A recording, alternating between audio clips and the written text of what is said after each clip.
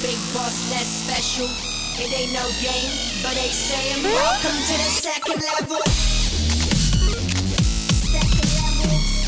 Second level gaming. Second level. Hello, Internet, and welcome back, or welcome to Codename Morpheus, episode 30, the Dirty 30. And it's been a long time. We shouldn't have left you without a dope beat to step to. You were yelling at me before we started recording about singing, and now you started singing. You were singing Nursery Rhyme. This is different. I'm singing I'm a Little Teapot. I'm singing because there's a second verse to I'm a Little Teapot that most people don't know. Yeah, well, maybe we'll do that on the podcast. So, yeah, we've been away for a little while. I had to get a car. And, yeah, you had to get a car. We'll talk about that on Saturday's episode. Oh, yeah, by the way, we're changing the release dates of all of our podcasts. Except this one. Very quickly. Thursday, 11:30, you're still going to get Codename Morpheus. But we moved Indie Please Add Details to the Friday. That is because with the file sizes that we're dealing with right now, frankly, they're too big to get done as fast as we would like to get them done. So we're giving ourselves an extra day for upload time alone. And so Friday will be your Indie Please Add Details, 11:30 CST. And then Saturday is the new day for the Level 2 podcast where we just chit-chat about politics. And then Sunday is a live stream. Yeah, and Sunday's a live stream. So it all kind of works out. And then, of course, Monday, Tuesday will probably be like for reviews and gameplay and things like that. So welcome back to Codename Morpheus. This is your weekly dip into the world of the virtual where we discuss the weekly goings-on, or in this case, the monthly goings-on of PSVR since we've been away for such a while. I did condense the list. I had 3 weeks worth of stuff in there just in case, but I did condense it to sort of the some most of it's probably not timely anymore. Yeah, some of it's a little bit off-timely, but it's still something that I wanted to talk about with you on cam, so I kept it in there. But we'll see how it goes. How are you, by the way? This is Keegan, in case you forgot who this guy was. We've been away for a while, so... Are you doing all right? I'm good. Yeah? Yeah. You sure? Yeah. I pissed a lot of people off last night because of an update that happened today. You did do that, I built a hype train for one of the things we're probably going to talk about. We are. With Coldiron. Yep. And, I'm feeling the wrath of that now. The backlash. I'm feeling the internet. Backlash is real. Well, I'll talk about it very briefly. Well, we're going to actually talk about that thing. Yeah, so you could wait. Well, you wait. We'll get to it, and then you could discuss it before we get to it. All I'm going to say is I feel like the backlash was, some of it was warranted, a lot of it was over-warranted. Yes. Like it was not over-warranted, overdone. It was restraining order scary. Yes. So anyway, we are back, of course. Don't piss off the internet. Your dip. And let's get dipping. So first of all, the one thing I do have to say is that this week there's no new releases, which is kind of, timely, I suppose. We finally come back and there's no new PSVR games. However, there is a new pre-order available for Killing Floor Incursion, which is the new 100% made for a VR Killing Floor game. There's already been 2 Killing Floor games before, both of which I am not the biggest fan of. I want to like those games because they were just horde mode, gory, like fun action movie games, but I just never got into it. However, everything we've seen so far on Killing Floor Incursion, which is the VR one, looks super dope. So I'm pretty excited about it. And the official release date for that is May 1st. The reason why I bring this up is because there is also a sale on the pre-order. So you can get it for $24 instead of the full $30. If you're PS Plus. If you're a PS Plus member. I'm just going to assume all of you are. I had somebody the other day that said he didn't have internet with PSVR, and I thought that was weird. Yeah, it's super weird to me when people don't have PS Plus, just because A, it's the only real way to get online with the PlayStation, and B, you get free games all the time. So I'm just like, yeah, it sucks, I suppose, if you're broke and you can't really get it. Trust me on that, I get being broke. But, it's kind of one of the more worthwhile, I guess, services that PlayStation provides. You don't have to get PlayStation View or whatever the fuck else, but PlayStation Plus is a pretty good deal. So anyway, Killing Floor Incursion, May 1st, $24, down from $30 if you pre-order it, I assume, before release. I don't know how long that sale's going to be hanging out for. I mean, it's released this week, but I'm assuming it's still released. Right. So, they have God of War and stuff coming out this week, so I'm sure they have other things to focus on. So, and plenty of you, I'm sure, still play flat games will be excited about that one. So, you have a week off from buying PSVR games. And, yeah, so there you go. So, the game that we spotlight later will actually be a game that's released last week, but we'll get into that later. But there is a fuck ton of sales. So, to make up for the fact that there's not that many new games, you can actually buy some really decently priced old games. Let's talk about them. There's not enough that I don't want to go into each one individually, but we just maybe won't spend a huge amount of time on some of them. But some of them I think it's worth spending time on, like this first one, which is Dirt Rally. The complete VR edition is $4 $15 down from $70. That's a chunk of change. That includes the base game plus the VR upgrade. Yeah, exactly. You can bundle. get just the VR upgrade for $520 instead of the $12.99 that it usually is. Yeah, so if you already own it, you can. It's a good time to get the VR upgrade, which I'm assuming if you have PSVR and you like it enough that you're watching our show, you probably already did that. But if you've been on the fence about Dirt, or you liked Drive Club and haven't had a chance to pick Dirt up yet, or you just got into Wipeout and you haven't had a chance to check Dirt out yet, $14 is a fucking steal. I haven't played GT Sport, but me neither. The games I've played, Dirt Rally is my favorite driving experience. Wipeout recently overdid that for me, but yes. But I'm talking about because Wipeout to me is a different style of racing. Yeah, game. I feel I'm thinking like cars. Yeah, it's like combat and everything. Yeah. But as far as like semi-realistic driving games, yeah, Dirt is king of the pile, in my humble opinion, and it works so much better with the steering wheel. And it's rally, and everybody loves to have their back end loose every so often. Right, dirt and everything. everyone likes to get dirt under windscreens. But it works really good with the wheels. So this game made me buy a wheel, which is not something I generally don't buy, like stupid peripheral stuff for no reason. But says the man who has an aim and a wheel and moves and what I do for PSVR is like the only exception I make for and immersion. A Vita, for immersion and a PSTV. Wait, two PSTV is Steam Link. That's a console. Those are not consoles. Not the PSTV. PSTV and a Steam Link are not consoles. Well, they're. I'm just making a point in your argument here. Yeah, putting a hole in it. Get out. I don't buy shit. So anyway, Dirt Rally complete VR edition, $14 down from $70. And then this one is debatable whether to include it in the sales, but I did anyway. Rise of the Tomb Raider, $19 down from $60. That's a pretty big price cut. The reason why it's included, of course, is because there is an actual pretty large chunk of VR in that game. I started playing that game the other day. Did you? Not the VR version, just like that game, because I've had it and I never played it. And I had it and traded it, so I might pick this up at 19. Digital, Tom. Yeah. It's the way to go. You don't get rid of your shit that you might play later. Yeah. But Rise of the Tomb Raider, rave reviews. Everyone loves this game. The flat game is good, but it does have a nice VR element too, where you get to kind of troll around Lara's mansion, doing Lara things for whatever reason. And apparently, it's a pretty decent little add-on. But I don't necessarily know if it's $19 just for that worth it. But if you are thinking about getting the game anyway, then just know that there's VR involved and it's $19 on sale, so that's why it's here. Star Trek Bridge Crew, you want to talk about it? Get it.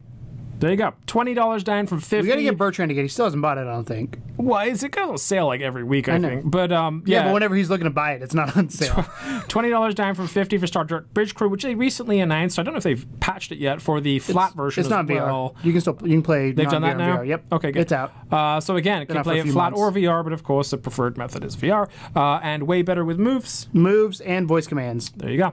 But when they added the voice commands, that game went from like, okay, this is fun to holy shit, this is a cool experience. Another crowd favorite, which is one that I've only played the demo for. I did enjoy it, but there's a ton of people that super are into this game, and that is Raw Data. Raw Data is $24 down from $40, so it's a decent price cut. If you've been on the fence about that one for a while, or you just want to bolster your library, it's definitely worth looking into. Watch a few trailers, watch some gameplay, see what you think. But a lot of people are huge fans of this game. I forget what the other game was that they did. They did something else that worked out really well. They might even be the guys that did Sprint Vector, I'm not sure. No, they weren't.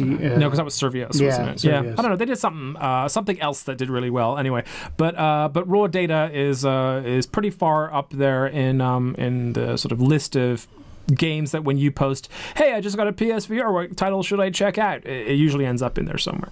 Valkyrie Warzone, $15 down from $30. I feel like there should be a little like asterisk here, just so everybody knows that they no longer have their VR devs there. They closed down that studio. So what you're getting now, it's a good game. This is the last of the updates for this game. But this, outside of maybe like bug fixes here and there, but even then I don't even think they'll do that. No, I don't think they're doing that either. So this is the game. What you're buying now is the game that it's going to be. Buyer beware. For those of you that got Rigs, you already know what that feels like. It's kind of like Rigs. Spark, $12 down from $30, and Spark is again one of those games that huge mega reviews. Everyone loved it. The only thing about it, I think, that I've heard recently is that the player base is dwindling. I was going to say funny match. So there's a lot of good multiplayer games out there for VR right now. So I wonder if the sale will just help booster it up a little bit. But apparently it's a really, really solid game. So they were talking about trying to make it the first V Sport and stuff, and I don't think that's going to happen. But I do think it's worth. Didn't also CCP say they're not doing VR development anymore? CCP in general, yeah. Yeah. Well, So that's the Eve guys, yeah. No, that's CCP did Eve. Spark. They did Spark too. Yeah, that's what I'm saying. Yeah. So another little asterisk here. Another, like, hey, another asterisk. I just wanted to let people know that I don't know if the Spark development team is still going to work on that or not, though. I can't remember. But either way, CCP up in the air right now, so buyers beware for Eve and Spark. Sprint Vector, which we both love. Sprint Vector is $18 down from $30. Well totally worth it. Such a good time. exhausting. Buyers beware on that. You will get fucked up playing that game. Buyers beware not because the game's bad or dev's gone. No, because you if will you're fat and out of shape, Yep. you'll be either. So heavy. here's my pro tip, and I told it to Keegan. He didn't believe me, and now he believes me. Don't overexert yourself. You can do the right technical movements I still and be just overexert fine. myself. However, if you're doing this like a crazy person, you will die. Also, do all the tutorials. Yeah, do all the tutorials because they are all important. But yeah, Sprint Vector, wonderfully done game. Really a lot of fun. Online is super fun. And that's still got a relatively decent player base going. So that one I do recommend highly. A lot of people have been dropping this in r/PSVR as well and saying, holy shit, I can't believe this game just was off my radar. And that is The Invisible Hours, $15 down from $30. If you don't know about The Invisible Hours, essentially you are kind of a disembodied spectator in a murder mystery where you get to go wherever you want to and follow the various people throughout the story. You can rewind time, fast forward time, you can teleport around the place, and your goal is to kind of like follow individual people and try and sort of solve elements of the story. And there's some super creepy shit that happens in that game, so horror fans might even enjoy it as well, although it's primarily for your Agatha Christie types. But yeah, really solid game.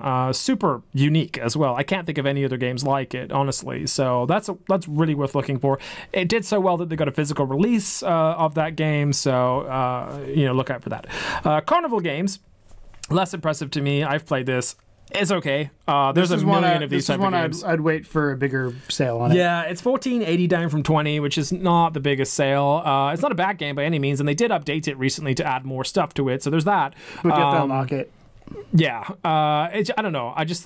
I think I preferred that Pierhead Arcade more than Carnival Games, but it's not a bad game by any means. It's just kind of simplistic, and it's a party game. So like if you have friends around and you just want to play some Carnival Games, then it might be worth looking at.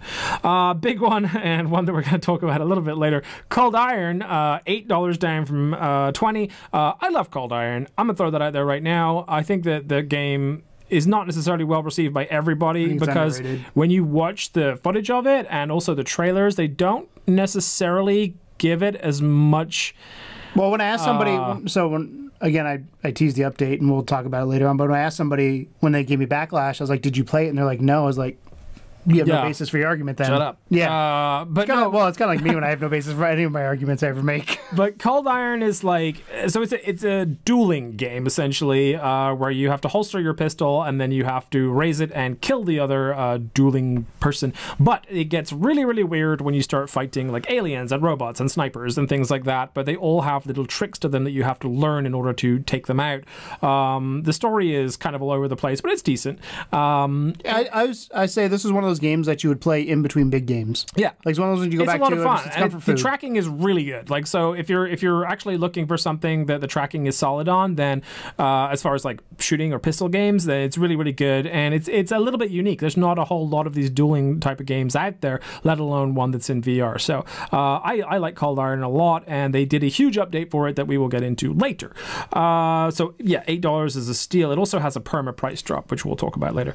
Mervils, a VR adventure, $8 down from $20. You're a big fan of this. Mm-hmm. It's basically, like you said, Mario for VR, Zelda but obviously style. a little bit more janky.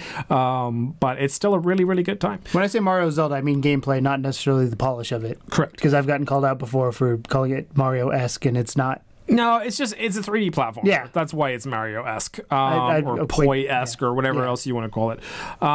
Static, $8 down from $20. Static is a puzzle game where you have to... It's a hard fucking puzzle figure your way out of a weird box that you have your hand stuck in.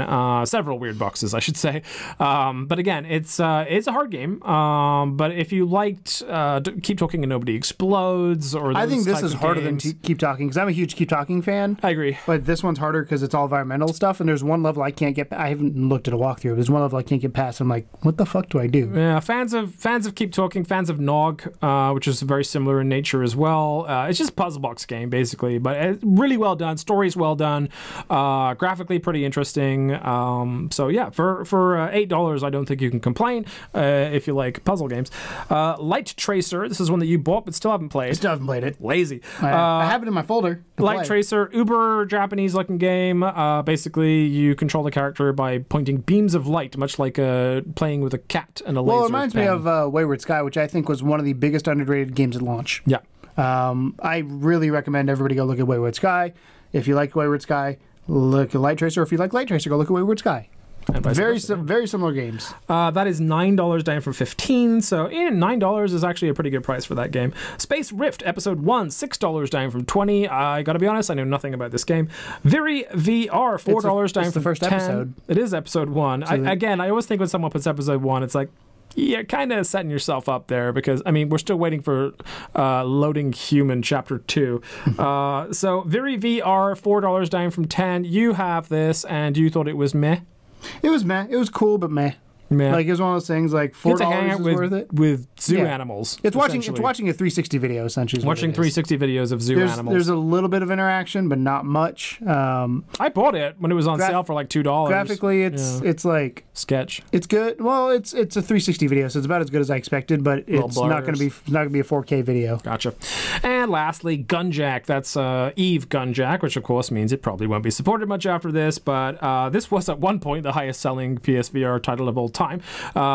That's since obviously been dethroned, but it is $2 whole down from $5. So that's your lineup of sales: Dirt Rally, Rise of the Tomb Raider, Star Trek, Raw Data, Eve, Spark, Sprint Vector, Visible Hours, Carnival Games, Coldiron, Merville's Adventure, Static, Light Tracer, Space Rift, Viri, and Gunjack. Pretty decent haul for sales this week, but I would say if you had to pick one, if I had to pick one, yeah, to recommend, Star Trek.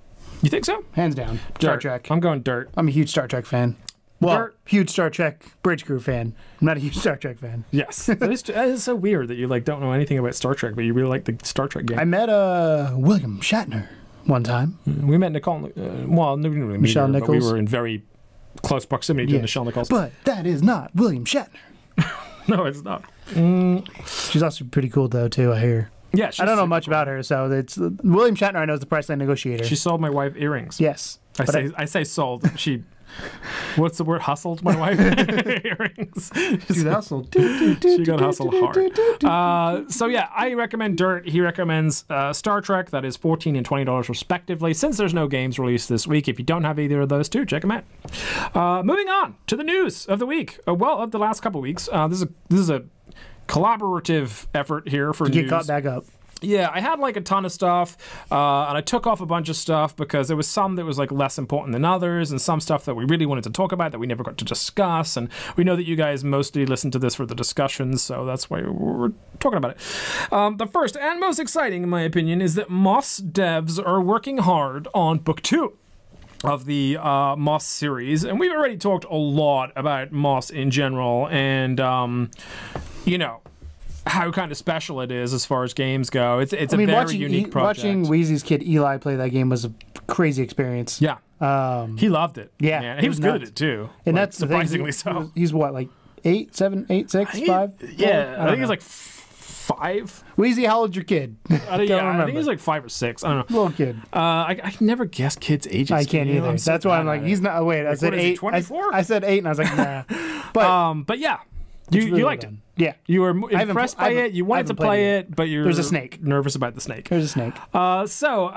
Quote from these guys: like any small indie startup, we have a bigger plan we'd like to accomplish, the developer explained. We're hoping that thanks to our amazing fans, things will go well, and we can see this plan through to completion. When again asked if Book 2 would take a long time, Lika replied, I certainly hope not. We're working hard to make sure that's not the case. Whether that means Moss itself gets DLC added, the second book, or if Polyarch is already working on a full sequel to the game remains to be seen. Either way, we are excited to see. And it is a super hidden gem of a game. I'll point that out right now. It's one of those where if you didn't catch it first time around, totally give it a second look. It's very unique in style because it is like your, was it Wayward Sky? It is like your Light Tracer where you're essentially controlling a sort of a backed out 3D environment, but you do get to control the character and the environment at the same time, which makes it super unique. And of course, Quill is fucking adorable. And sign language. And sign language. Shout out to and accessibility. The animations, and it's just a great time. Short game, but worth every second, in my opinion. So book 2, hopefully a little bit longer. Hopefully no snakes, so you might be able to play it. And we're really excited about that. Well, I guess it essentially is a spoiler. You do kill it. Okay. Yeah. So, I mean, you're supposed to kill it. Cool. Whether you actually manage to or not is another story. Yeah. Cool. So, on to other news. We're going to talk about a huge, massive, mega update to a game that had already existed, or so Keegan said to a group of Facebook people. And how'd that go? It went all right. So, yeah, he had a little bit of fun. I don't know if I have the original Facebook group post I took. There was like 100 million people that replied saying, dude, like, I had over Skyrim 2 I had 1,000 notifications at one point on my phone. Resident Evil 8, even though you clearly put in there, it's none of those things. Go ahead. Oh, I don't have the full description that I put in there. Damn it. Basically, I put in saying, hey, there's an update coming. We're under embargo until technically today, which is Tuesday, to talk about it. So I couldn't talk about it. I said, hey, there's an update to a game that I think is exciting. It's not a AAA game. Came out in 2018. And I said something along like that's about all I said. Lesser known game. Yeah, lesser known game. That, yeah, it's not a Skyrim. It's not a GT. It's not any of these games. Indie game. And it fucking so I found out this morning through somebody in that group. So I posted this in a Facebook group. And that Facebook group exploded. They commented back and forth, what is this, with this speculation went wild. Then I announced it. Then I got some death threats. But I found out later on from somebody in that group, he's like, this was actually posted in like 17 different groups. And I was like, I didn't do that. He's like, that's why everybody's so mad. I was like, I didn't do it. I literally just said it's an indie game. People took it and ran with it. Yeah. Like I had Far Cry's come in VR, Skyrim 2, Resident Evil 8. Some of them were better. Like there's an Archangel update coming, and people are like, oh, maybe it's that. I was like, okay, cool. That was more in line. That's what I was hoping. And my goal for that post was not to have this thing explode. My goal to this post was like, hey, there's a game coming. There's a cheeky update coming. There's a big update coming to this game. I'm excited about it. And holy fuck. So I actually have left that group. Tail between his legs. For a little time because, well, I talked to an admin. Like I said, I don't want to go too much into it, but basically I got a few death threats from a couple people, like legitimate, like somebody sent me my address and said, I have a gun waiting for you. So that's scary. I've contacted. What is wrong with you, Internet? I've contacted the authorities. Seriously. But anyway, so I left that group after talking to an admin and said, hey, this is who the person is. If you want to ban them, do it. I'm not here. Because somebody's like, oh, you should screenshot it and send it out and post it in the group. I was like, I'm not going to do a public hanging. Like, that's not my goal. Right. And I was cool with people saying, you suck, this wasn't worth it. Like, all that kind of stuff. Comes with the territory. Yeah, because I'm like, I understand when I'm putting it out like that, things are going to happen. But I did not expect the fucking... Please don't offer to murder us. I literally woke up this morning. I woke up this morning with 3 death threats. Two of them I kind of brushed off because it's whatever. The third one though, when they had my address, which I don't know where they found it because my address isn't on Facebook. So, but if you Google my name, it'll probably pop up. Yeah. So yeah. Please, guys, let's simmer down. Shall we? Let's simmer down and not kill people over game announcements. That's just silly. So let's talk about what's in here because it is a big update. It is a big update, and it's an exciting one for a game that's actually really good. We talked about it earlier. So Coldiron is the game, and it's going to get a perma price drop. Now, it is on sale right now for $8. We already told you that. But once the sale is over, it's going to be permanently at $14 instead of $20, which is pretty cool. And then we have a bunch of new information. So, number one, there's going to be a brand new exhibition mode where you get to duel against individual opponents with the ability to quickly retry the same opponent if you lose. Number 2, there's going to be a new training mode. You can play 4 new games to hone your gunslinging skills. Oh, he's dying. I was trying to hold that up. Sorry. To hone your gun-singing skills. Number 3, shootout is training. Shoot outlaws that appear from behind cover, but be careful not to shoot innocents. Good old, that's like a normal carnival version of it, right? Mm-hmm. New Juggler's Quest. Shoot bottles and cans that rain from the sky. Make it to the end and defeat the boss to win. Number 5, new endless shootout training. Outlaws appear faster and faster the more you shoot. The game ends when you shoot an innocent. Number 6, new juggle forever training. More cans are added as time passes. The game ends when anything touches the ground. Number 7, new hardcore mode for serious gunslingers only. Enabling this option limits you to 6 bullets per round and forces you to holster your gun at your hip and cock it before firing. Number 8, new difficulty options. Adjust the difficulty level in exhibition mode and Juggler's Quest. Number 9, new prizes. Earn points for dueling, training, and discovering secrets. Spend points to unlock new guns, alternate gun sounds, and saloon decorations. Number 10, new Easter eggs. Number 11, improved menus. Get a better look at the statues you've unlocked. All of our menus have been redesigned to be prettier and more informative. Number 12, improved options. In addition to hardcore mode, you now have the option of automatically skipping all cutscenes. That's welcome. Number 13, improved graphics. Coldiron is smoother and higher resolution than ever on both PS4 and PS4 Pro. 14, improved controls. You can now use the move button to cock the gun on PS4.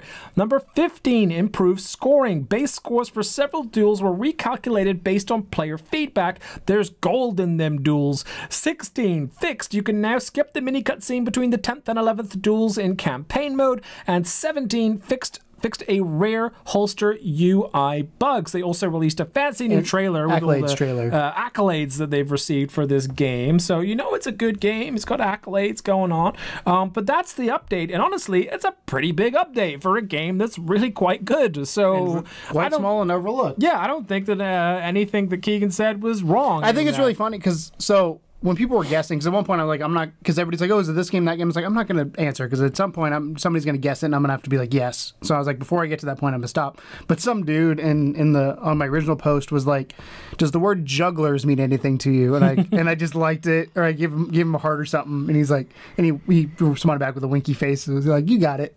We know. So there you go. So, that's your update for Coldiron. Now, Coldiron was a good game to begin with. This makes it infinitely better. So again, at $8 on sale right now, $14 when it gets off a sale. Totally worth picking up. The devs are awesome. Yeah. They helped us out with our charity stream. They gave away free keys so we could earn money for able gamers. They're good people. Catch and release. This is their first game, I believe. So like all praise due to them for not only coming up with a unique VR experience, but then improving it relatively quickly after release. It hasn't been out for that long. It's 2018. Like it came out January 2018. Yeah. So there you go. Because one of my clues was it's a 2018 game. That's how I remember. So that's the entirety of the update for Coldiron for you. And if you don't like it, don't send me death threats. Sorry, please don't send Keegan death threats. He's actually quite a nice fella. Next up, Impulse Gear is hiring. What game did Impulse Gear make, Keegan? A shooter game. A shooter game that you may know by that the has name spiders. Oh, Far Cry. Not Far Cry. Farpoint.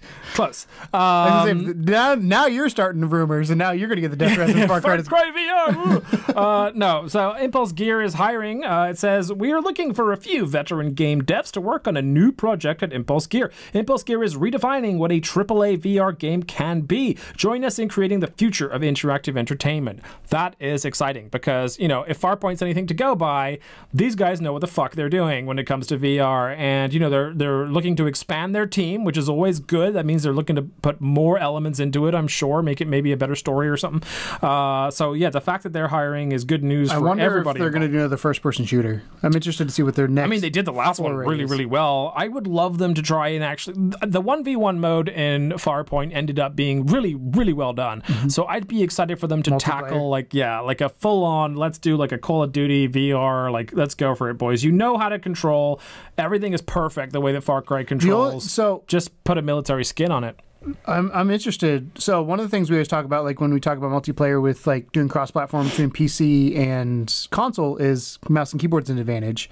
Do you think if you did Farpoint multiplayer, which they have the 1v1, do you think a move's an advantage versus the move controllers or DualShock? Well, it doesn't use moves; it uses DualShock. I don't know. I'd be interested to see like how quickly you can aim a move versus how quickly can you aim with DualShock. It's a good point. Yeah, I mean, it's kind of like playing PC players on a console, I guess. Like, you know, that's what I'm saying. I do wonder. But then again, people with like fucking, there's people that play Xbox with keyboard and mouse, so there's not much you can do about that stuff. You just have to get good. By the way, I hate you for putting this next bit of news in here because I don't think this is happening at all. You don't? Nope. But you're gonna hate me for it? I hate you for putting it in here. You gonna send me death threats? Yeah. Okay, so the news is that No Man's Sky has potentially teased the possibility of going VR, which is something that a lot of people have been saying for a long time. Most people have basically said, this is the way you save this game. Right? Like this, I mean, not that this game isn't doing everything it can right now to already be saved, but I think if No Man's Sky were to eventually end up in VR, then that would be insta-purchase for most VR owners just because of the level of immersion that you would get. And it's a super fun kind of a game to begin with. So, so here's kind of where people are getting that from. So No Man's Sky next teased. So at the end of a teaser video, you see listed alongside the logos for PS4, Xbox One, Steam, the Tencent Wii game, China's answer to Steam, is a logo for a Chinese virtual reality company, which is W/R. I don't know if it's where or however you pronounce it. What's interesting about W/R is that it seems suspiciously like an AR marketing stunt by Hello Games. The tech involved is just that little bit far-fetched, and the text is littered with the word corrupted. All things on the site suggest the next step in virtual reality. It may mean that while we don't know exactly what VR device is being worked on for No Man's Sky, it does at least appear that VR is happening in some way, shape, or form. Hello Games founder Sean Murray doesn't often post on Twitter, well, not since the community were a little bit annoyed that No Man's Sky didn't live up to the expectations. However, yesterday he tweeted something a bit cryptic that may have tied into the announcement. This is where I'm like, you're digging. This is the moment where I go, this is why I'm just like, people are searching for something. He shows a picture of his phone, which initially seemed quite normal. On the phone are numerous games like Limbo, Thimbleweed Park, and Don't Starve. However, at the top of the words Telegram, followed by some characters and digits. They read 60, 6F, 72, 70, 68, 65, 75, 73. The cause is hidden. The effect is visible to all. 11BST hashtag. So according to a follower of Sean's on Twitter, this is hex code. He claims that the hex translation of this is Morpheus. Morpheus was the code name at the PlayStation VR when it was in development, as you should know if you're watching this show. If you put two and two together, it suggests that No Man's Sky will be PSVR compatible at some point. It's been rumored for a while, but it looks like it's coming. And do you think we're reaching with that? Why is that? Do you think that's like on the nail? Morpheus is the hex code?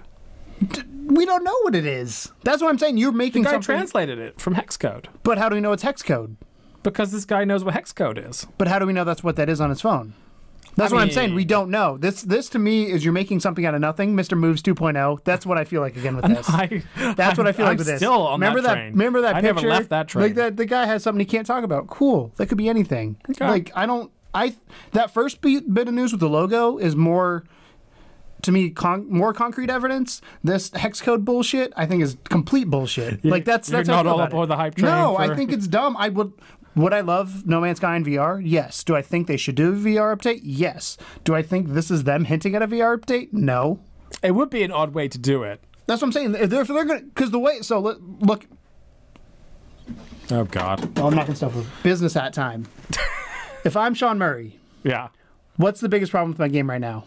It sucks. People are pissed. Right. So how do I get people excited? Do an update they want.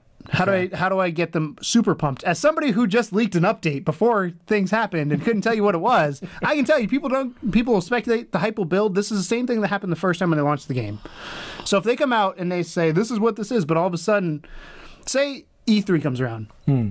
None of this information is available, and they say, oh, by the way, No Man's Sky is going to be VR compatible. People would lose their fucking minds. Versus this, if it's this comes out, and then it doesn't happen, people are even more pissed off because it didn't happen. So putting your business hat on, I think for Sean Murray, the best thing to do is not say anything. Just drop it. And just be like, hey, this is, I don't know what you guys are reading into. It almost seems like but there's a lot of stuff nowadays anyway with kind of the viral marketing, right? So you have like, remember when Sombra was released for Overwatch and they had this like huge ARG game where basically it was like one clue led you here and then they led you here. And admittedly, Sombra was not the best payoff for the amount of work that people put into this ARG game. But it's kind of like a popular way of... But think of what Blizzard had versus what versus Hello Games right now. That's what I'm saying. There are two different public opinions, two different places. To me, Hello Games needs to come out, surprise us with something amazing, and maybe they did. He did the one because, like you said, stop potential leak. Like maybe that's like, hey, we're going to do this to make you shut up, type thing. But this hex code stuff, I don't believe. I think what they need to do, if they are doing VR, and I'd love if they did, to just drop it at some point and just be like, here it is, because that's the best thing they can do right now. Because anytime they say anything, it's going to be overanalyzed because what they said before didn't come true, and it's just going to lead to what happened before. And they don't want people to get let down. Yeah. So when it does, so if it doesn't happen, people are going to be even more pissed. True that. So that's the way I'm looking at it. Is like from the business standpoint of Sean Murray and Hello Games and kind of where they're at in the public opinion, they just need to put their heads down, go to work, and then when they have something, say, kind of like they've done with the last few updates, to like just drop it. Yeah, like the week before, like, hey, we have an update coming out next week. Here it is. Okay. So fair enough. Business hat off. Disengage. Disengage. So, in other news, I just thought this was fun, honestly. So, Wipeout VR update happened. Incredible update, by the way. Like, literally, I mean, Dirt was a good update. Dirt Rally was a good update. It sucks that they made people pay for it. Wipeout did not. Wipeout devs made a VR update for Wipeout the Omega Collection, which is already a pretty big game. And holy shit, is that game good in VR? Like, it's incredible. Have you played it yet? Nope. No, dude, you need to. You need to, because you're a racing fan, right? I know it's not traditional racing. It's not NASCAR. No, it's definitely not NASCAR. There's no Dick Trickle. But it's so fun and so intense. And as a fan of the series, like, I couldn't be happier with how the VR update came out. But news came out recently about how difficult, or rather non-difficult, or rather time-consuming, I guess, it took to create that. So, co-developer Sony XDev revealed as much during an Ask Me Anything session on the PSVR subreddit. One fan asked how big the team behind the project was and how long it took for VR to be implemented. The answer from the team's Johnny Mac was pretty surprising. It took just 2 people at EPOS, Stefan and Daniel. Shoutouts to those 2 guys. Both whizzes at what they do. He revealed XDev, just me, and the support from Ace producers Mark and Claire, who is a demon at Wipeout. I think we started in June last year and we were essentially ready in November. However, we then had lots of dreaded bugs and consultation feedback to implement warnings, etc. We wrapped up late February before deciding to launch at a big VR event in London last week. Now, obviously, there was a larger team behind making the game itself, but it's still impressive to see that such a small group achieve such a polished product in such a short amount of time. They confirmed there were no plans for HOTAS support in the game right now, and when asked if they considered more Wipeout games in VR, they said, well, if the success and enthusiasm turns into great sales, then the powers that be would have to consider it, I guess. That last line is very important. You heard him. So, yeah, really quite incredible. The developer, actually, Johnny Mac, chimed in on the r/PSVR subreddit and said, I'd actually really say it was made by just the 2 people at EPOS. They actually do the coding and artwork, etc. Not that we didn't help, but all the proper work was done, again, by Stefan, and that's not Stefan, that's Staffan, so it's Staffan, and Daniel. So, dude, Stefan and Daniel, you guys fucking nailed it. Like, it's so good. It seriously was like a childhood dream come true for me, and I talked about this a little bit in the review that I did, but I remember first playing Wipeout. It was some convention I went to as a child. It was like an Electronic Expo type convention, but not E3. And there was the very, towards the launch of the PlayStation. PlayStation was being marketed at this event as a console you should buy. So this gives you any indication as to how old I was and how early it was. And they had these PlayStations that were set up, and they had, those little, whenever you have like a video game in a store, they have like this little plastic casing on the controller, a little like wire thing that goes up there. They had those in front of each one. And they were all playing Wipeout, and that was the first time I ever got to experience Wipeout. They let me wear headphones and everything, so I could get the pumping music and everything. And I had a great time. I thought it was incredible. I remember picking it up when it actually released on the original PS, and it's always been one of my favorite series since then. I picked it up for PS3 and for everything else. I picked up the Omega Collection, which is interesting because you're not a racing fan. No, not at all. But it's not really a traditional racing game. It's a fighting game. Well, it's shooting. not so much. It's a shooting racing game. Not always. It is a racing game. There are some combat levels and some racing levels, and there's some time trial levels. Like, it mixes it up, but it's just it's you're doing like loop-de-loops and all kinds of crazy shit. So it's not a traditional like wheels on road racing game. You're flying a fucking spaceship, basically, the hovercraft or whatever. So, you know, going from that memory of playing the original Wipeout with this like plastic encased controller as a kid, really loving it, and then the first time I fired up Wipeout VR and I'm in the cockpit and I look around at all the people, the crowd are really well done, like everyone's like moving around. It looks like a real crowd, not just a bunch of cardboard cutouts. Yes, usually it's cardboard cutouts. And oh my god, man. Like looking off into the distance, you can see the sunset, and then you hear the 3, 2, 1, and you go the fucking thing. I was like, holy shit, this is incredible. And it was such this kind of like beautiful moment for me of just kind of realizing how far games have come in general, from playing it with this little plastic concealed controller where like I couldn't do anything to like literally being in the cockpit in my own basement. And it just was this kind of incredible thing that maybe gave me more nostalgia tinted glasses than normal, but at the same time it is a fantastic update and a free one, and the game is good anyway. So, you know, if you have it or if you're on the fence about it, it goes on sale from time to time. I picked it up on sale because I knew it was getting the VR update for like $20, and it's like a $40 game brand new. So these devs deserve every fucking penny for what they did to this game, and the whole thing is playable in VR for free. So yeah, like that GT made by 2 people. So, I mean, fucking, that just kills it for me. I wanted to talk about that because I wanted to give them props for that, because I don't know how many developers watch our show and how many don't. We know we have a couple, but I think that is truly a Herculean effort, and to produce such an incredible game. It is definitely going to be in my top games of the year list, and it's going to be probably in my top 3 VR titles of all time currently. So, you know, we'll see as other games come out, but it's definitely up there with Resident Evil for me. See, I'm Firewall. If they drop that this year, I'm really excited about that too. I am. That's the one game that like, I'm getting myself hyped for. I'm more excited for Alvo, but I am also cautiously optimistic based upon the last game they made. Yeah. So, in other news, Superhot VR wins the best AR/VR game at the GDC Awards. Doesn't surprise me. The nominees were Star Trek Bridge Crew, Lone Echo, Resident Evil 7 Biohazard, The Elder Scrolls 5, Skyrim VR, and of course, Superhot. Only one of those was not on PSVR. Yeah, the Lone Echo. So that was kind of incredible. For Superhot to win out like that, it's interesting because you have Resident Evil and Skyrim in there, which both of those titles I personally prefer to Superhot. But I think it just Superhot transcends a lot of things. To me, so the way I look at this is Superhot is a game that is, it has a flat version, but it is made for VR. To me, Resident Evil 7 and Elder Scrolls 5 Skyrim VR were not made with VR in mind 100%. I mean, Resident Evil, I think, was made with it conjunctively, but they also wanted to make sure that it did well flat. Versus, to me, Superhot was one of those things where they want to make sure the VR experience was fantastic, and then they're like, can we translate this the other way around? I still haven't played the flat version, and I don't know how good it's not as fun. Yeah. I have it. It's not worth it. It's not worth it as somebody who has VR. Right. That's what I'm going to say. It's a good game. It's like free on Twitch Prime right now. But after playing for PCs. Yeah. But after playing in VR, like when I played the flat version, I was like, nope. Yeah. Like immediately was like, yeah. Not cutting it. Yeah. So it doesn't surprise me at all. I'm excited because I've always said I want more and more games that are made for VR, not games that are ported to VR. That's what this is right here. Yeah.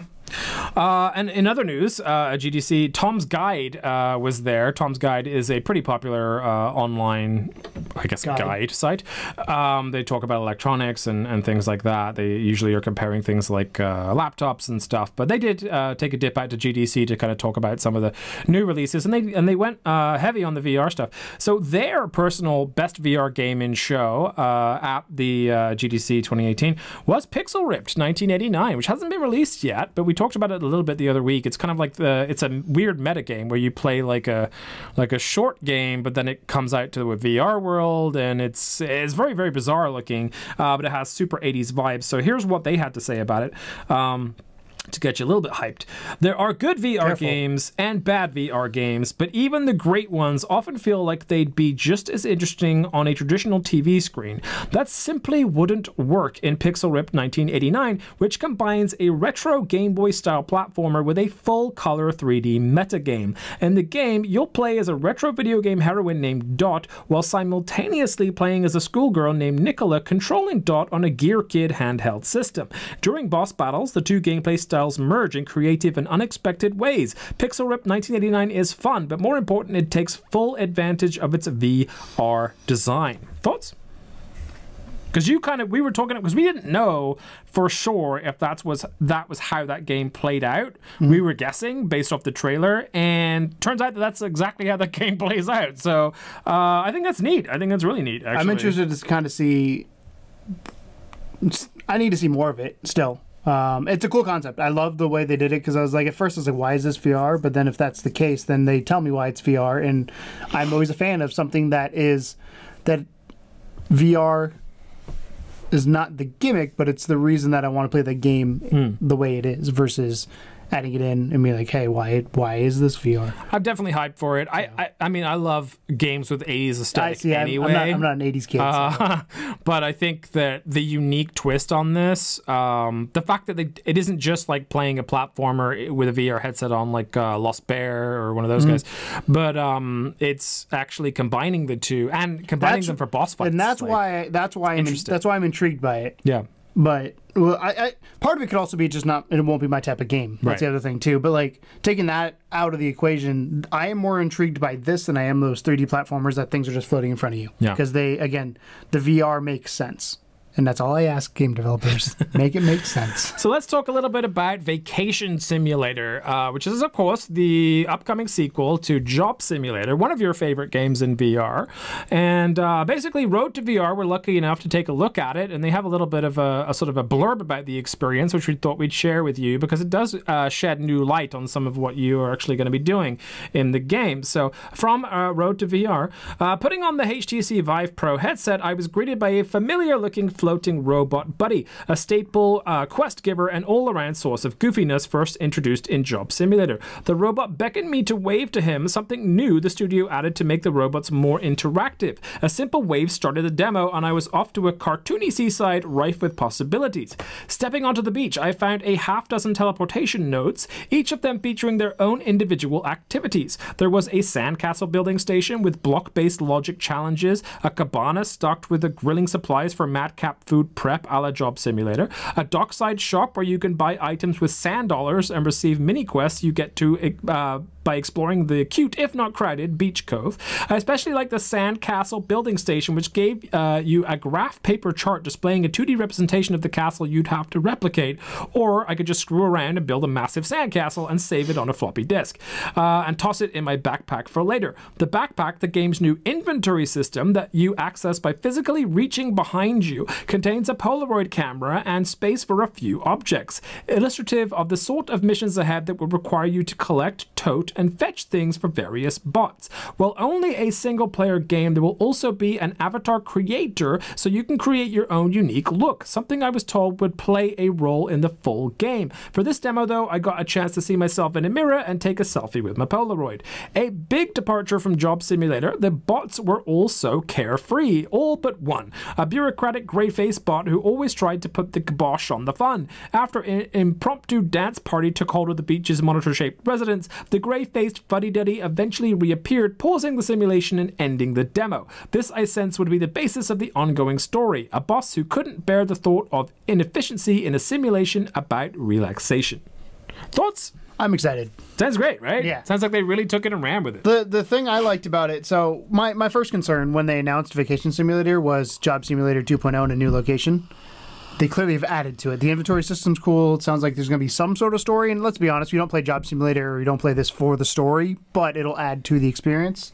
I'm hoping, and I have full faith based on the first game, that replayability will be there. The stupid quirkiness of things you can do. Like, I remember in Job Simulator, like, the trophies you would try to earn by chucking the one when you're the chef, you chuck food into the fish tank and the piranhas will eat it and you get a trophy for that. Like things like that the devs are like, yeah, you're gonna do something stupid. Like you get one for you get a trophy for scanning your head and it made your brain print out. Like things that they thought about like that I'm excited to see what happens with this. It does sound like a lot more exploration is going to be involved, which is kind of cool. I don't know how, I mean, because they're talking about teleportation nodes, so I assume that's just from different area to different area, and then while you're there, it's going to be the standard, like you're in a box, and you can just move around doing from there. Something. So I like that, because that translates well for PSVR, because obviously with Vive you have the advantage of room scale. So I'm excited. Like, this game, these devs have done everything right so far, and they're just building on Alchemy, isn't it? Alchemy. Yeah, I love that name. Yep. Alchemy so yeah, Labs. Vacation Simulator news. The demo is apparently super tight and interesting, and leads us to all kinds of interesting revelations, including a backpack of sorts, where you actually get to hold inventory, including sandcastles that you make, which I thought was neat. Sprint Vector released an update that is Space Race update, featuring an all-new multiplayer map, Outer Vegas, and much like its namesake, the content drop comes with several opportunities to win. So let's go through here. This luxury resort, dreamed into reality by our friends at ILF Labs, gives you all the glitz and glam you can handle without the needless annoyance of time. Thanks to its convenient positioning between two black holes, Outer Vegas' intense time dilation lets you take a whole month or even a year of rest and relaxation while only seconds pass outside the event horizon. But that doesn't mean our contestants get an easier time of it. With deadly drops off every turn, erratic gravity warps along the route, and an insane twist towards the end, literally, Outer Vegas is sure to send your blood pressure spiking as high as its colorful towers. It's also riddled with shortcuts and alternative routes for those of you who love to jump and fly, but does it the risk outweigh the reward? You'll find out soon enough when you officially enter the space race. So nice to see an update. Here's the exact patch notes. New map, Outer Vegas, is both for single player and multiplayer. Improved multiplayer loading. Players no longer get stuck at a black screen when loading into a multiplayer area, which is good. Improved stability. Includes several improvements to server and client stability and optimizations for performance to improve player experience. AI pathing and behavior, which this is massively needed, because the amount of times I played this game and the AI just stopped moving, I was just like, that's the only way I would win. Includes several improvements to AI performances and behavior throughout the game. Improved coalition. Includes several improvements to coalition. Graphical performance updates, always welcome. Yeah, so they've done a little bit of updating of sort of bug fixes and whatnot, but then you have this big kind of like space level as well that they've thrown in there, which sounds to be this is free, right? A lot of thought. Yep, free update. So you know what I like about this is they could easily charge you for new maps, and I guarantee people would buy them. And they don't. Yeah. I love that. I mean, it's funny because like we talk about in the flat world right now, microtransactions are a hot topic and have been a hot topic for a while. I'm surprised more VR games don't implement it, just because we're going to talk. I think it's our question. We're going to talk about money and all that kind of stuff. But like, to me, Sprint Vector is a perfect game that would easily have microtransactions in it, whether it's levels or aesthetics or whatever it may be. Same thing with like Rec Room is another game that comes to mind that easily have microtransactions, but they're not there. Yeah. And this makes me happy because you're not splitting your player base of an already small player base to be able to be like, ooh, shit. It's a smart move, and it's also relatively quick. If you think about how long Sprint Vector's been out, again, like these devs are on it, man. They, I guess. Well, I wonder if this is one of those things where they didn't have it ready for final release and they just put it in patched after. But who knows? Because a lot of times when the game, they already are working on DLC before the game launches. Yeah. Because you have to prepare it. You can't make it in 2 months. So okay, moving on. Don't Knock Twice gets a locomotion patch, which is awesome because that game sucked with teleportation. So Wales Interactive is bringing a long-awaited locomotion patch to the Americas, and of course I'm assuming EU, etc. to follow.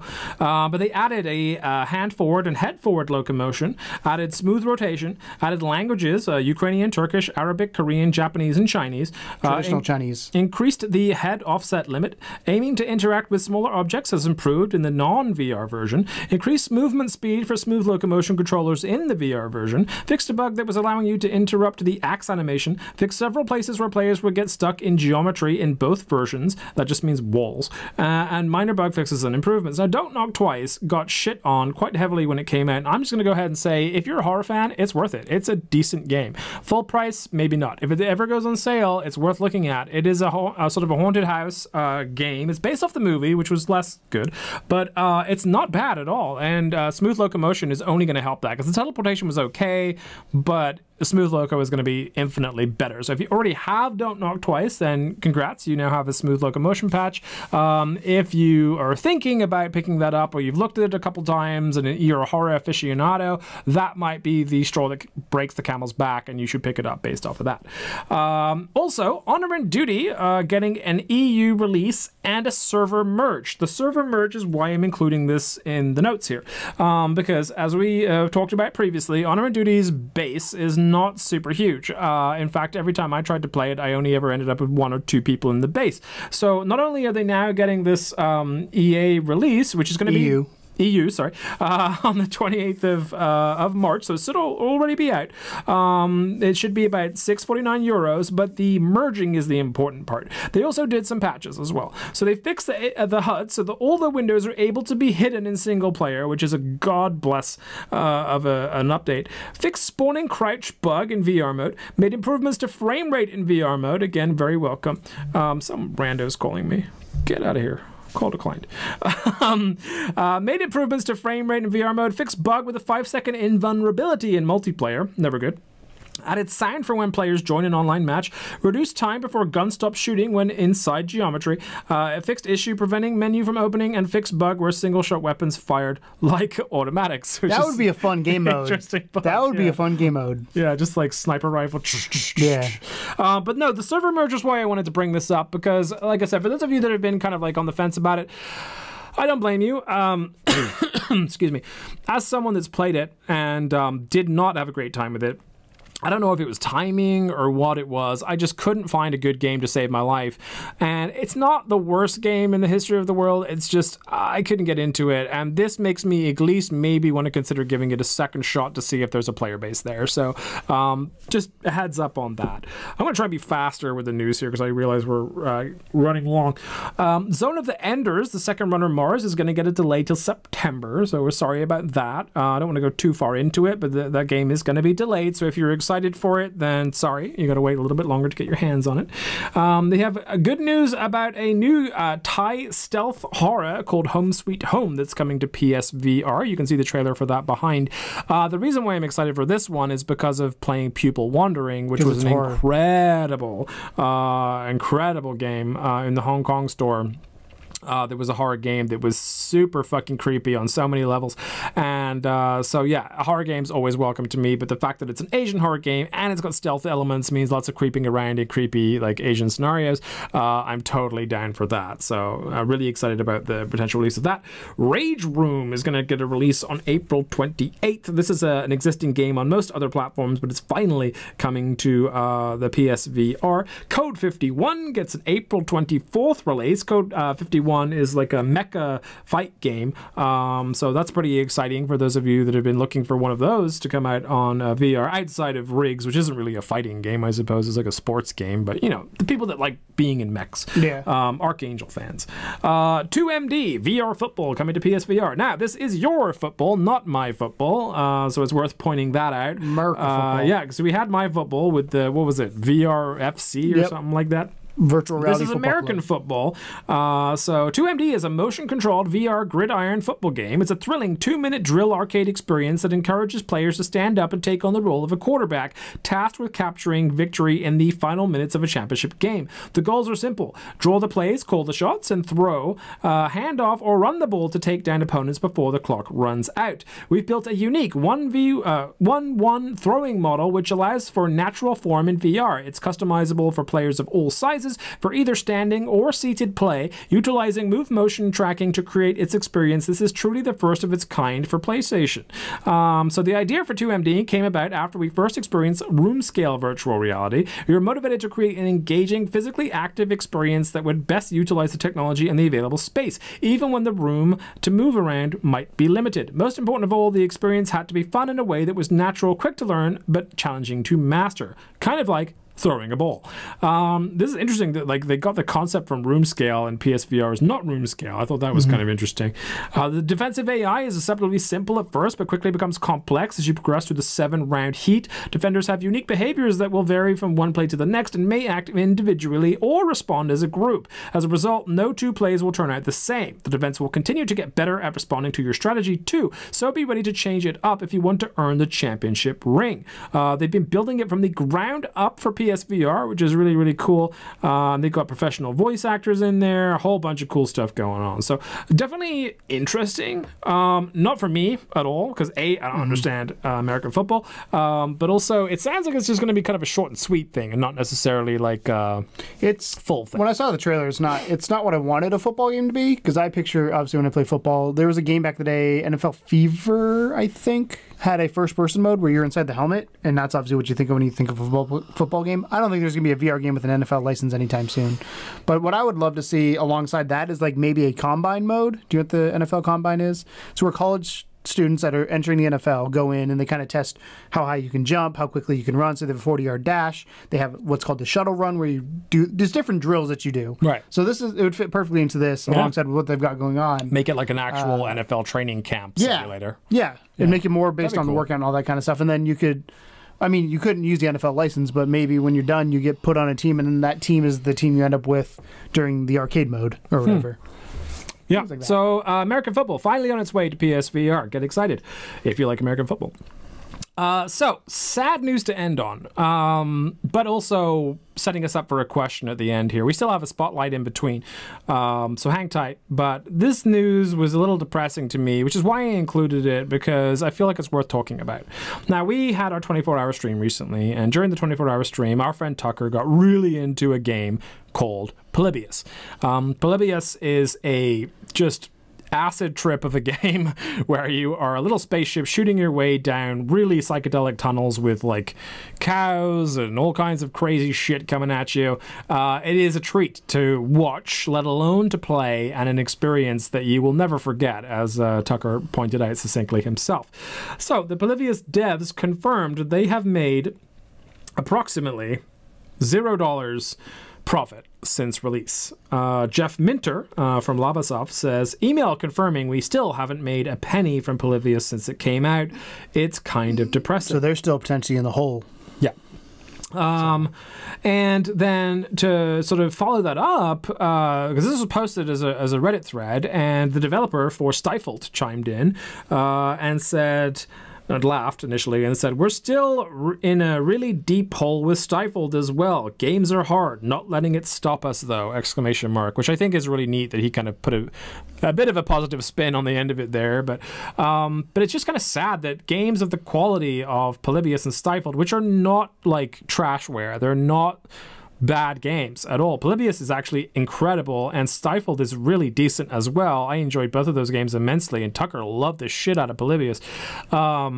It's sad, man. It's sad to see that there are indie developers that are making quality titles that are not able to recuperate on those titles. Now, the question lies is, I'm sure there are indie titles that are better renowned just off the basis of word of mouth or off the basis of being released after the Skyrim rush or any of those sorts of things that are doing way better. But these games were earlier PSVR titles that could have got swept under the rug really quickly with a couple weeks of releases. Like, I mean, not a lot of people know Polybius exists. Let's just say that. Whenever we talk about these types of games like Thumper has this kind of almost like this reputation that precedes it. Everyone kind of knows Thumper's supposed to be good, even if they've never played Thumper. Polybius, in my opinion, better than Thumper. No one's ever fucking heard of it. So I wonder if it's like partially marketing, partially no word of mouth.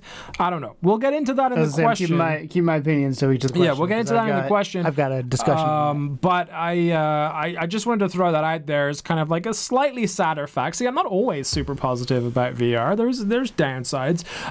But we'll talk about that in the question. Before the question, let's get into our spotlight. Now, I was going to do Wipeout 2 weeks ago. We ended up not recording, so I decided to switch it up because I already did a review on Wipeout. One thing I haven't done a review on and probably won't is Rick and Morty Virtual Rickality. That got a release, and I was super excited to play this game. It's a port from PC VR. It is, and and therein lies the downfall of this title. Now, it's not a bad game. Let me start by saying that. I do think $30 is a little excessive for it. There's a lot of content in there, and it's got a, what do you call it, like a tie-in to Rick and Morty. If you're a Rick and Morty fan, you're going to like this game because you got the Rick and Morty humor. Right. So it's really well done. It's made by Alchemy. The humor is, I don't know. I think Alchemy made it. It might be made by Squanch. Hold on. The humor is really, really good. Maybe. It's Rick and Morty humor, so if you like Rick and Morty humor, you'll dig it. It is everything you want out of a VR experience in the Rick and Morty world.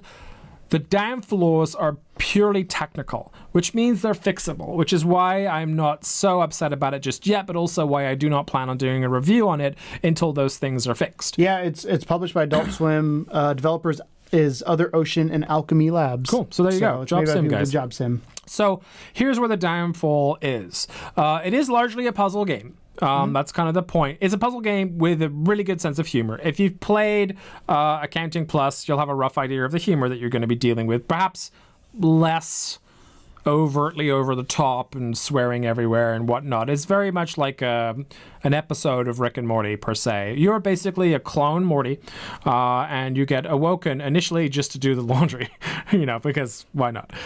You do the laundry, you get killed, and then you come back from the dead as another clone Morty, and then actually the story begins. So basically, Rick and Morty are not that heavily invested in the game. They're kind of like off doing adventures and things a lot of the time, and you're left in this garage with just like a whole host of crap everywhere, but it's Rick's crap, so it's super interesting. There's like shrink rays and the Mr. Meeseeks and all kinds of stuff, although there's one that's like Mr. U-Seeks, which is hard to explain. But essentially, here's the downside to it. This was initially made as a room scale experience. They didn't really consider that when porting it to PSVR, and they didn't give it a turn button. You cannot turn left or right with the controller. You can only look or turn physically around, which, as we know with PSVR, if your move controllers go behind you and the camera's over here, you're in trouble because the camera can't see your move controllers, which makes everything impossible to do. So they tried to counterbalance this a little bit with this Mr. U-Seeks, which is basically you throw this kind of bomb thing, and then Mr. Meeseeks clone with a VR headset pops up. For those of you that have never seen the show, Mr. Meeseeks is an alien being that comes to life, and you ask it to do one simple task, and it won't go away until it's completed that task. The Mr. U-Seeks is a little different. It mimics your movements. So if there's something across the other side of the room that you need, and you can't teleport that far, you throw your Mr. U-Seeks, you bend down, he copies your movements, he picks it up, you throw it to yourself, and then you can like tear off the mask and kill the Mr. U-Seeks. You can do several of them as well, so you can like chain hand things to yourself. Like it comes into the puzzle elements quite interestingly. And there's so many like quirky little side games and stuff. Like you get to play this like whole like made up video game called the Troy: A Life Well Lived, and this kind of stuff. It's funny, it's good, and it's funny, but the movement is super fucking frustrating because you can't do what you need to do in some instances, and it just give sucks. an example. Yeah, because I know because the PC version has all the stuff you're saying. It's yeah. So a good example is, for example. There's a part where you have to fix Rick and Morty's spaceship. It comes in, it's all fucked up, and you have to do like 3 or 4 different like things, and then you have to do a puzzle to end it, right? So when you are in this garage environment, in front of you is like the tool bench with all this kind of cool stuff on it. To your right is the laundry and some other tool stuff. To your left is where the car is. And outdoors. And yeah, it's kind of in the garage opening area. So when you are all the way in there and in front of the car, you have to turn to the car to start putting things into it. And that's where the camera starts getting a little bit like, oh, I can't quite see what you're doing in some instances. So you have to kind of move out of the way so it gets. So you find yourself like contorting your body just so the camera can see enough for you to be able to like flip things around and do the puzzles you need to do. Like there's one part where you have to hand a combustible component. It's like a black dark matter or something like that, a tub of dark matter you have to pour into this car. And you can't teleport with the dark matter because it blows up. You can't throw it because it blows up. So you have to make a chain of these Mr. U-Sinks and then like hand one to one and then grab it with the other one and then hand it to the next one and then grab it. And because of this weird functionality, like people's like, you feel your hands like slipping away, and it's just really uncomfortable. If you have to crouch down to grab anything, like everything is far too close up, and it's just like you can't take a couple steps back that you would be able to in room scale. And it feels off. Just something about it feels off and frustrating to the point where even though it's this crazy fun environment, I got fucking annoyed playing the game to the point where I stopped, which I don't generally do in VR games. I generally stick them through regardless because A, I know I'm probably gonna have to do a review for it. I was recording gameplay, I recorded a ton of gameplay for it, and I got to a point where I'm like, this is too fucking annoying. Like, I can't keep playing this game until this is either fixed or addressed, or I'm just not gonna play it, because even in Accounting Plus, which is like, you know, this wonderful game made by similar creators, you have the ability to turn left or right. That's all they have to add, is literally the ability to turn left or right. Like, just and they have buttons that don't do anything, which just makes it even more frustrating. Is that, like, there's only really like 3 buttons that you press on the entirety of your controllers anyway. How hard would it be to map like an incremental turning? Just incremental, doesn't have to be smooth, don't have to go crazy with it. Just incremental turning to like the circle and X button, whatever buttons, just to help you out a little bit when you're in this very cramped environment, so I don't have to like turn my back to the camera and then be unseen and then have to like mix things together, potions and all kinds of crap.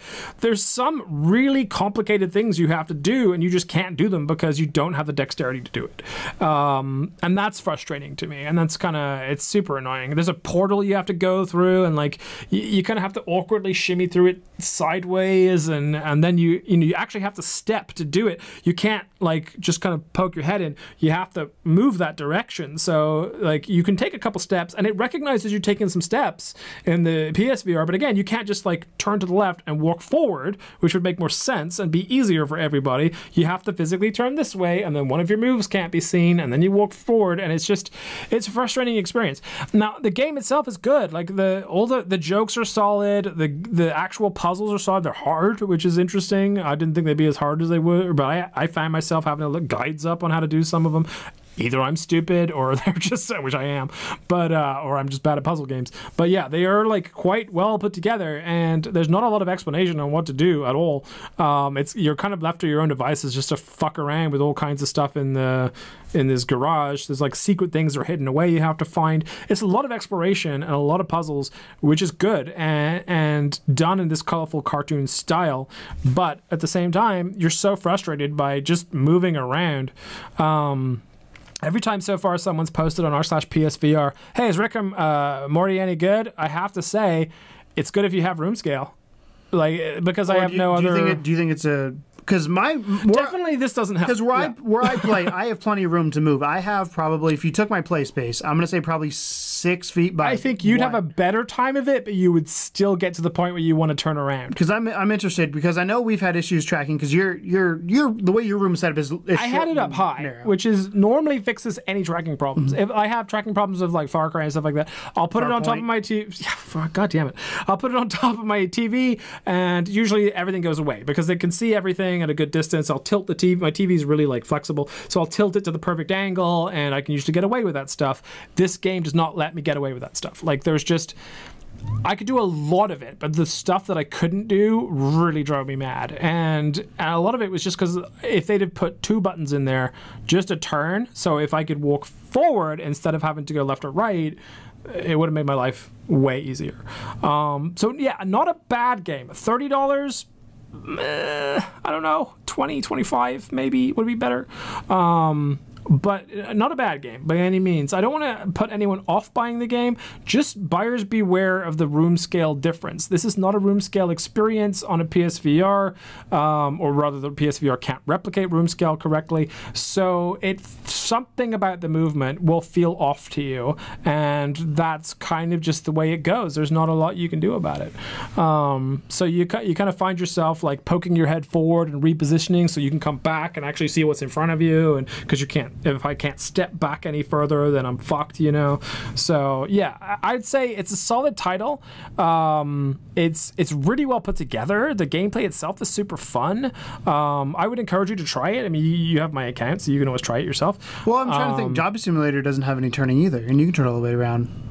Yeah, but Job Simulator, like, you're mostly in one spot most of the time. In this, you have to walk. You have to actually go through portals and things like that. So, like, I'm just trying to think. I play kind of in a weird L-shaped corner of my room. So for me, like, I just can't go left. You know what I mean? And I don't know. It was just that's weird. what I'm saying. I don't want. It could be situational. Yeah, it could be a product of the setup because I really want to see this and how it would function in mine. Because like I said, my area, it's a lot. I've got a lot more space to. I like physically moving around in VR. I'd prefer that over teleportation, like the walking places.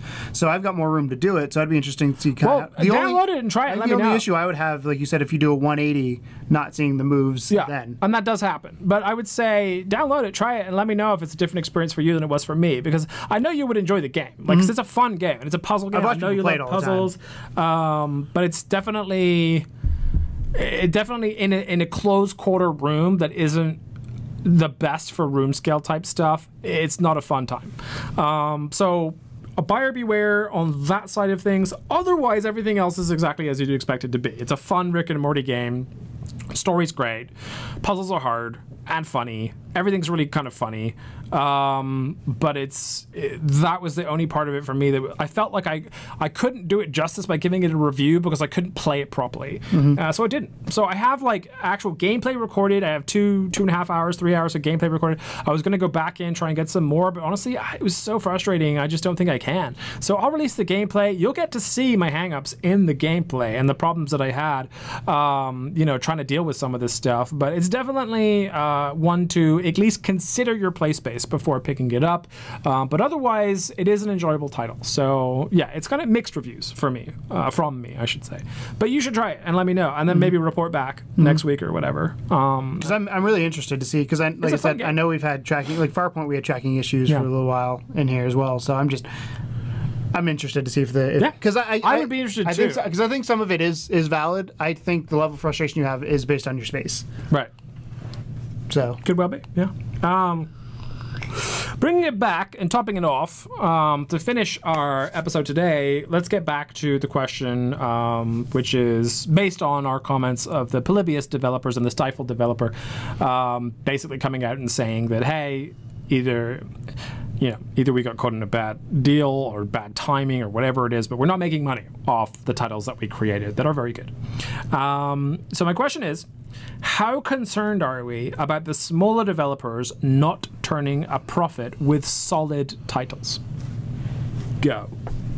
I'm not super concerned because indie games in general tend to be not profitable. It would be nice if all of them were, but I take into account, I mean, what was the last numbers of PSVR units? 1.2 million or something like that? Last time they released them, it was closing in on 1.78. So if you take that into account, and maybe, I don't know, let's say 10% of people are going to buy the game, that's narrowing that down to, 170,000 units. And then how many people that potentially are going to buy the game are going to like that game, and then pay full price, how many people are going to get on sale, all this kind of stuff. It doesn't surprise me, because building games is expensive. We have friends in the industry that I've talked to firsthand. They're like, this shit sucks, but we do it because we love it. Kind of like the Stifle dev was like, it's not going to stop us. It's because it's passion. Same thing with and what the more you make, eventually the more profit. Same thing with what we're doing here, though. Like, we don't make money, but we're passionate about this and we want to do it. So probably takes them a lot more time to do that than it takes us to do it. Yeah, I agree.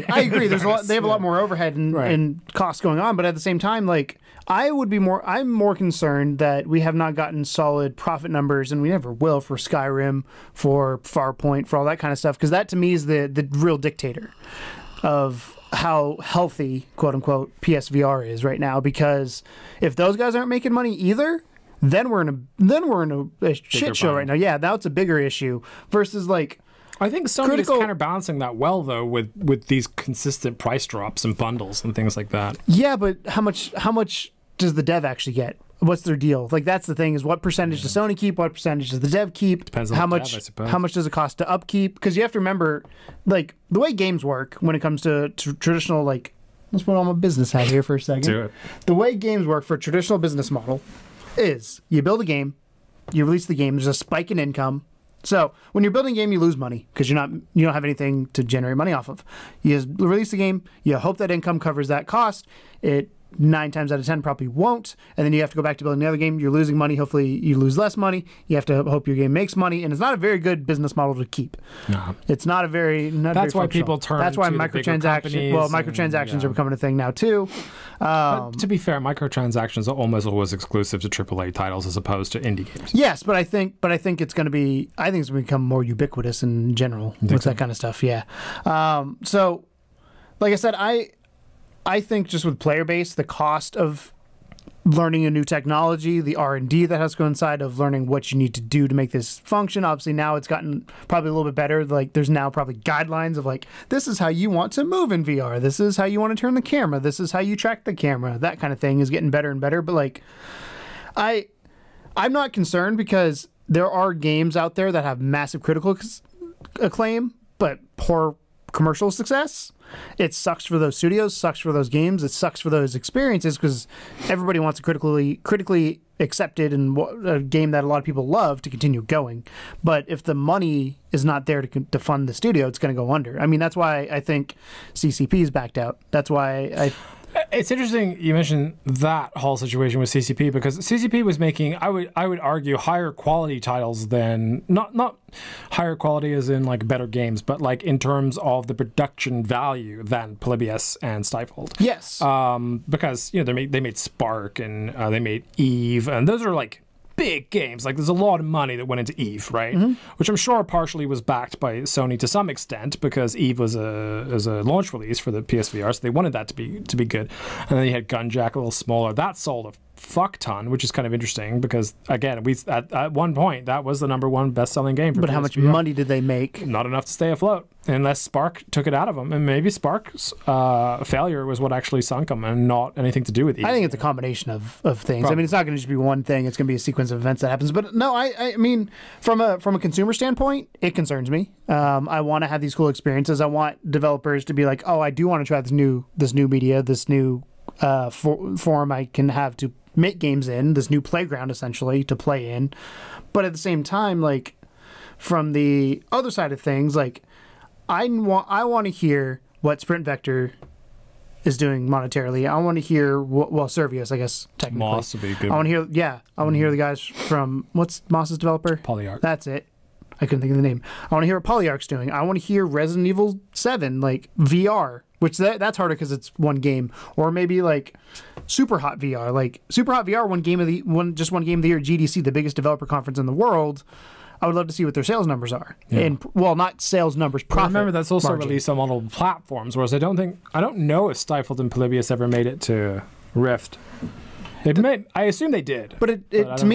But that's cutting hairs because you still have to have a team to port it over to those platforms, which costs more money to do. But then your audience with Rift and you're assuming your Oculus is far larger. You're assuming than PSVR, your audience. Well, no, the audience is smaller. Combined audience with those two is still pretty heavy. When we looked last time, it was like 800,000 units for PC, and we're saying if we're getting close to 2 million for PSVR. PSVR is the big one. Yeah. So like that's what I'm saying. It's a numbers game, and I think the numbers right now aren't there, which again, as a consumer, really, really sucks. But I understand why they're not making money, and I want them to make money because you want them to do another game. You want friggin' Sony London Studios to come out and be the big heavy hitters. You want... I wonder what it did to Supermassive. I was going to say, you want Super... I was trying to think of what I bet you they thought Bravo Team was going to sell 1 billion units because of the amount of hype behind it, but then as soon as... Well, it can't because there's not 1 billion of them. You know, I'm exaggerating, obviously. I know, but that's what I'm saying. Like, even... Because your ceiling is so low right now that even if you have high projections, Resident Evil 7, I would love to know what the percentage of people who own a PSVR that own Resident Evil 7, because that, in my opinion, or Farpoint, those would be the two games that I'd love to see the attach rate. There was some statistic that came out, and I'm guessing at this point of remembering it, but they said something like 73% of the people that played Resident Evil 7 played it in VR. Yes, that's 73% of people who play Resident Evil 7. Yeah. Not 73% of people who own PSVRs. That's two different stats. No, well, I'm saying 73% of the people that played it in VR. Yes, but that's still two different stats. Okay. So if you're talking, because you're talking how many people who bought the game played it in VR, I'm talking about how many people who own a VR bought the game. Right. So that to me is a more telling stat of what's going on. But if you take the overall amount of people that bought the game to begin with, and then take 73%, which was like that, 1 million units, I think, or something like that. Yeah. So you take that, 73% of that of people did own a VR because they played it in VR. Yeah. So that's still a pretty high number. Yeah. But yeah, I don't know. It's like I said, I worry they missed the boat. Or no, not missed the boat. I'm worried they jumped off the boat too early. And here, I mean, But if you can't live. I love that they did. No, I love that they supported PSVR early, and I love because those games are fantastic, and that's why it's so kind of sad. But I think that for both Oblivious and Stifled, they were in the run up to some of the bigger titles. Like they were pre Skyrim, right? So Resident Evil was still out when they came out, and that was kind of the benchmark for a lot of people for VR. So when they see a game like Oblivious, if you watch the trailer for Oblivious, you have no fucking idea what's going on with it. It's one of those like you have to experience it to actually kind of understand what's going on. Stifled was it's a hard game to comprehend because the whole game is basically based off of sound. So when you're watching footage for it, it just looks like a bunch of black and white lines. You don't really get the full experience that you would do when you put the headset on. It's so hard to advertise a VR game because you can't really give someone the full experience. You can only show them a flat version of what they're going to be dealing with. So you have these games that look not that easy to decipher from watching a flat footage of it, and then they were released way before the unit was at its maximum amount of sales after Skyrim, when there was that gigantic rush, and then they had the sale. It was an even bigger rush, and like they were way before we were even probably across the million mark. The difficult part now, and this is the same for a lot of those early developers that supported it, and I feel shitty for them, is that there's so many games that people are looking forward to, or that they're spending their money on the bigger PSVR titles that'll last them longer. They're not necessarily looking at the back catalog. Like you were talking about Wayward Sky earlier. It's a fantastic game, came out at launch, but there's so many people that are never going to play Wayward Sky because they weren't there at launch, and therefore they don't know about it. And the other problem I have with the Skyrim hype is real. Like there was definitely an influx of units when Skyrim happened, but look at what has happened since Skyrim. Name a game outside of potentially Moss. Sprint Vector. That's fair. There's two out of how many that were released. There was a lot of failures. That's what I'm saying. That's the thing is I feel like... Well, this is why Wipeout is so important because they released... So we had like Impatient was a disappointment for a lot of people. Bravo I still Team. think it's a great game. Bravo Team, definitely disappointment for a lot of people. Arc Park, disappointment for a lot of people. A lot of games that had these high dollar tags on them. I mean, Arc Park is $50 fucking, right? And everyone that's played it has been like, it's not anywhere near what we were promised or like what we thought it was going to be or whatever. And a lot of people had just been turned off the idea of buying Arc anyway after the whole debacle with the original game. People were like, I don't want to give Arc any more of my money because they bought the $55 version of Arc and then they got fucked over being able to play online because, of all the trolls and everything that weren't ever really dealt with. So you have, all these bigger dollar amount titles that came out relatively recently, of which only a few hits, like Apex and Moss and a couple others. So the numbers I want to see... Knockout League did the numbers I want to see since Skyrim that would kind of, to me, would be a good like litmus test to how PSVR is right now, is healthy, is Knockout League, like you said, is a good one. Moss is a good one. Apex Construct, I think, would be a good one. I don't think that one sold nearly as well as they thought it would, because... Masters of the Universe be good, too. Yeah. Blasters of the Universe, sorry. No. Yes. Sprint Vector. Yeah, I just feel like there's so many... Like, I'm looking at this thing right now. Like, I don't even think Ultra Wings sold that well. That's what I'm saying. Like, there's so many games that are well done that did not sell well commercially, and it's just like... Well, what's the reason for that? And that's the $1 million question: is it's not selling well because PSVR doesn't have big enough install base to upfront the cost that it takes to make a VR game? Is it not selling well because people just don't care about VR and it's on its way out? I would almost argue that PSVR owners are more likely to buy games than non-PSVR owners because... But that doesn't matter if there's not enough people buying your game. Period. I know. I'm just saying that, like, as far as, like, people that have a PSVR have bought probably more titles for their PSVR than they have flat games in the last year, I would argue. Because, for a start, to buy a PSVR unit, you have to have a little bit of extra income, especially if you're a launch buyer, right? We got lucky. We have awesome fans. But at the same time, like even nowadays, it's what, $300 for the standard bundle, $200 if you get it on sale or whatever. You're still dropping a couple $100 extra on top of whatever you paid for your PlayStation Pro. And a lot of people have been upgrading from the OG PS4s to the PS4 Pro as well. So that's maybe some console money they didn't think they were going to be spending that they ended up spending. And then you have this title which these titles that are coming out, and people just want, like, they get addicted to VR. They want more and more VR experiences. But the problem is you get burned on some of those experiences because of silly things like movement or teleportation or whatever the fuck it might be that's your downfall. And so now buyers have become a lot more cautious of what they're putting their money into, which, when you have a critical mass that is relatively small, that buyer beware is a big issue. Yeah, it's a big stopping point. And especially because of the failure of some of these bigger titles that were hyped up, and you have that hype behind these titles, and then they're flopping, or they're just like they're getting bad reviews. I wouldn't say they've they flopped, but they got bad reviews. Commercially, they probably weren't. They're commercially unsuccessful. Didn't live up to the expectation. Hype, Didn't right? live up to the expectation. So because we can't call them a flop until we know for sure. That's why I think things like Wipeout VR are so important, because not only is that a stellar game, but it's also a free update to an existing game. So there needs to, in my opinion, be more of that type of stuff going on to draw the people to the platform to begin with, and then hopefully the indie developers will have it easier. You know, it'd be really interesting to know. I would love if Supermassive came out and with Impatient, and I think Bravo Team was hurt a little bit because of what happened with Impatient, but I would love to know how much money Impatient generated, and is it more than other ones? Because being a critical failure and being commercial success can happen. So a lot of people could have pre-ordered the game and paid for the game and then not liked it. Especially off the back of the success of Until Dawn Rush of Blood, which was their previous. That's why I think Bravo Team was hurt a little bit more because of what happened with Impatient. Yeah, because people were more skeptical and they waited for reviews on that one. But I would love to see kind of how that ended up happening. Yeah. Because you can have an amazing game and it just doesn't do anything commercially, because end of the day, you've got to make money to stay in business. Yeah. That's just the way the world is. And if you don't have that money, you can't do it. So I don't know. It's, again, from a consumer standpoint, it sucks. From a business standpoint, makes sense. I understand why they're not making money. And I also think I still think this generation of VR, and it's funny because I'm on a PSVR podcast with you every week, that I think this generation of VR is a lot of growing pains. I'm hoping Gen 2 will be way better. I'm hoping that there will be money injected into it, but I'm scared because the adoption rate is not big enough. Yeah. I don't want to say it's not fast enough, because I don't know what the adoption rate is I at this point. do It's think, getting though, bigger. that almost everybody that picked up a PSVR this time around will be more inclined to get it next time around. If they have the money.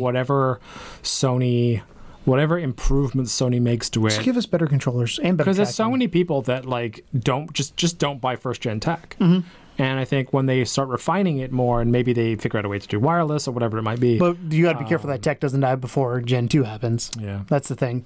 And I don't think Sony. This is by no means. I'm not being like VR is dead. But that's just the thought process, because I can hear people in the comments be like, "You've seen VR is dead?" No, VR is not dead. It's live and well. Folks.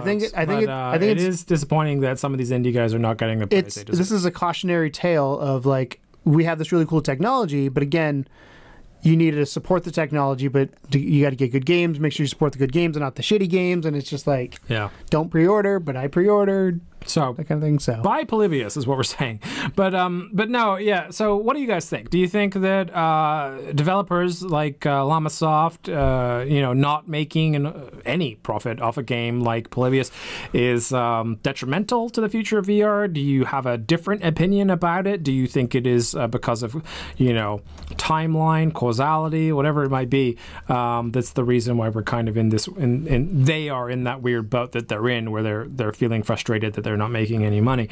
I like the attitude of the stifled dev a lot more, but then again, I didn't lose a bunch of money on making a video game, so I can understand both sides of it.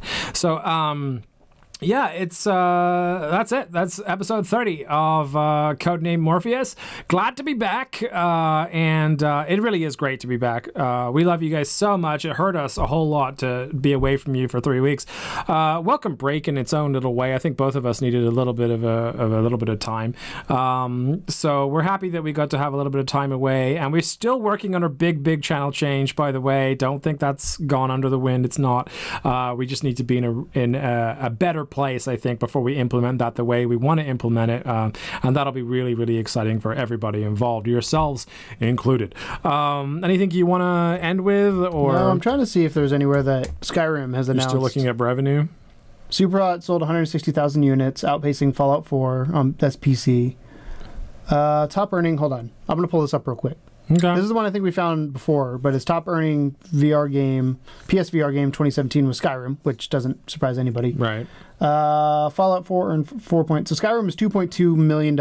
I would love to know kind of where that sits in the grand scheme how much it costs to make. And again, that's one that's not built from the ground up. So yeah. Well, that's the thing. That's why I keep saying ports are the way to increase the user base. And then, you know, the games that are like Moss and stuff hopefully have a better platform. Anyway, thank you so much for tuning in. Please don't kill my co-host. and if you tune in tomorrow, you're going to get Indie Please Add Details, where of course we talk about all the indie games that we have been playing throughout the week and the new releases and things like that. If you like the format of PSVR, our PSVR podcast, Codename Morpheus, Indie Please Add Details is for fans of indie games, or just people that console are kind indie of games interested in the industry in general. It's more of our kind of it's our low-key game developer podcast. It is for people really that are super into the smaller titles, but we do try and pick out the gems, so the diamonds in the rough, and help to sift through the oftentimes murky world of indie, which of course, you know, does find its way into the virtual world as well. And then of course on Saturday you'll have your level 2 podcast, in which Keegan talks about the last 3 weeks, and I have some weird stuff to talk about too. So that's our show. Thank you so much for watching, and as always, welcome to the second level. Bye. Ain't no game, but they saying welcome to the second level.